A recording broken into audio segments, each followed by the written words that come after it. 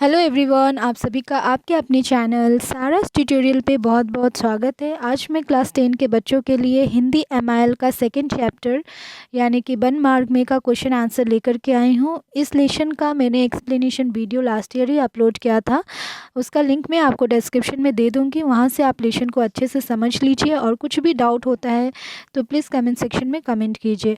साथ ही चैनल को like share and subscribe ज़रूर कीजिए और सारास ट्यूटोरियल का इंस्टा अकाउंट भी आप फॉलो कर सकते हैं, उसका भी लिंक मैं आपको डिस्क्रिप्शन में दे दूँगी।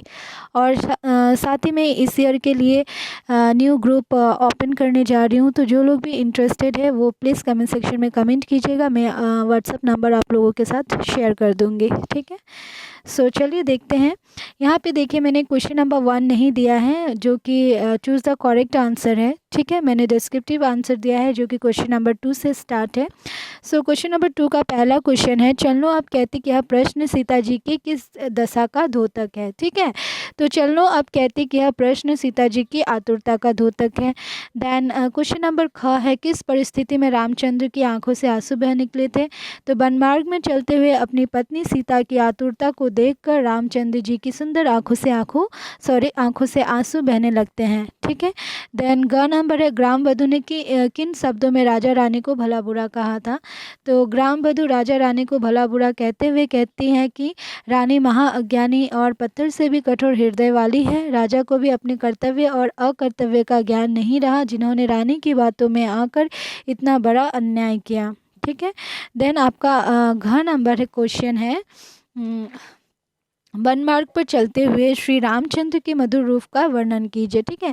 तो वन मार्ग पर चलते हुए श्री रामचंद्र के सिर पर जटाएं सुशोभित हैं, उनके वक्षस्थल यानी कि छाती और भुजाएं विशाल है, आंखें लाल, भौहें तिरछी है, जो धनुष बाण और तरकस धारण किए हुए हैं, ठीक है। देन नेक्स्ट क्वेश्चन है आपका अंग नंबर, ग्राम वधुओं ने सीता से क्या पूछा था।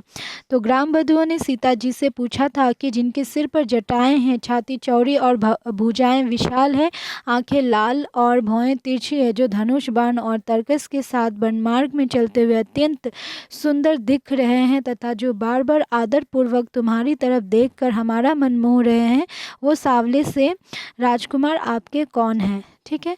देन 4 नंबर क्वेश्चन है, सीता ने ग्राम वधु के प्रश्न का उत्तर किस प्रकार दिया था, ठीक है। तो सीता ने ग्राम वधु के प्रश्न का उत्तर मुस्कुराकर नेत्रों के इशारों से दिया था, ठीक है। अब बढ़ते हैं क्वेश्चन नंबर 3 की तरफ, जो कि है निम्नलिखित प्रश्नों के उत्तर दीजिए, ठीक है। पहला क्वेश्चन है इसका कि वन मार्ग पर जाती सीता की दशा का अपने शब्दों में वर्णन कीजिए। तो वन मार्ग पर जाती सीता जी की दशा अत्यंत दयनीय है। वह अपने पति श्री रामचंद्र और देवर लक्ष्मण के साथ अयोध्या नगरी से निकलकर 2 कदम ही चलती है कि शारीरिक कोमलता के कारण उनके ललाट पर पसीने की बूंदें झलकने लगती है और दोनों मधुर ओठ सूख जाते हैं। वह बार बार बेचैन होकर राम जी से पूछने लगती है कि अब कितनी दूर और चलना होगा और पर्णकुटी यानी कि झोपड़ी कहाँ बनाई जाएगी रहने के लिए, ठीक है। इसके बाद नेक्स्ट क्वेश्चन है हमारा क्वेश्चन नंबर ख, राम सीता और लक्ष्मण को वन मार्ग पर चलते देखकर ग्राम वधु के मन में कैसी प्रतिक्रियाएं हुई थी, ठीक है। तो वन मार्ग में चलते यानी कि बढ़ते या चलते, ठीक है, चलते हुए राम सीता और लक्ष्मण को देखकर ग्राम वधु के मन में प्रेम आश्चर्य की भावना उत्पन्न होती है। वे राम सीता और लक्ष्मण को देखकर मोहित हो जाती हैं, उनके कष्टों को देखकर अत्यधिक भावुक हो जाती है, ठीक है। ग्राम वधु अपनी सहेली से कहती है कि मैंने जान लिया है कि रानी कैकेयी महाअज्ञानी और पत्थर से भी कठोर हृदय वाली है। राजा को भी अपने कर्तव्य का ध्यान नहीं है, जिन्होंने रानी की बातों में आकर आंखों में बसाने योग्य राम सीता और लक्ष्मण को वनवास दे दिया, ठीक है। सो इस वीडियो में मैं आप लोगों को इतना ही क्वेश्चन आंसर प्रोवाइड कर रही हूँ, बाकी का मैं नेक्स्ट वीडियो में दूंगी। सो चैनल के साथ बने रहिए, तब तक के लिए बाय, टेक केयर।